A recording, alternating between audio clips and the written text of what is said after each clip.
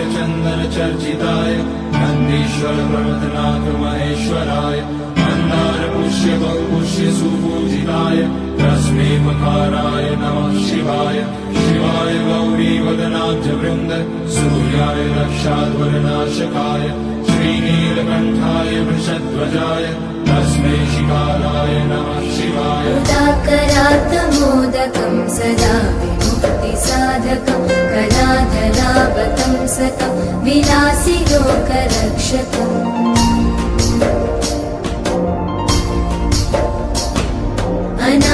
अनायकैकनायकं विनाशिते भदैत्यकं नताशुभाशुनाशकं नमामि तं विनायकम् ज्या ज्या ठिकाणी मन जाय माझे त्या त्या ठिकाणी निज रूप तुझे मी ठेवितो मस्तक ज्या ठिकाणी तेथे तुझे सद्गुरु पाय दोन्ही ॐ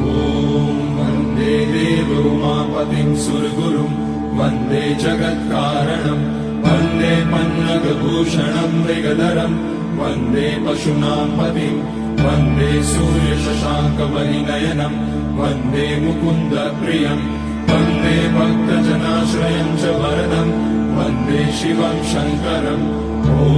मृत्युञ्जयाय रुद्राय नीलकण्ठाय शम्भवे अमृतेशाय शर्वाय महादेवाय ते नमः नमस्तेस्तु भगवन् विश्वेश्वराय महादेवाय त्र्यम्बकाय त्रिपुरान्तकाय त्रिकाग्निकालाय कालाग्निरुद्राय नीलकण्ठाय मृत्युञ्जयाय सर्वेश्वराय सदाशिवाय श्रीमान् महादेवाय नमः ॐ नमः शम्भवाय च भवती विक्राळा ब्रह्माण्डी माळा दिशे कंठ काळा तिने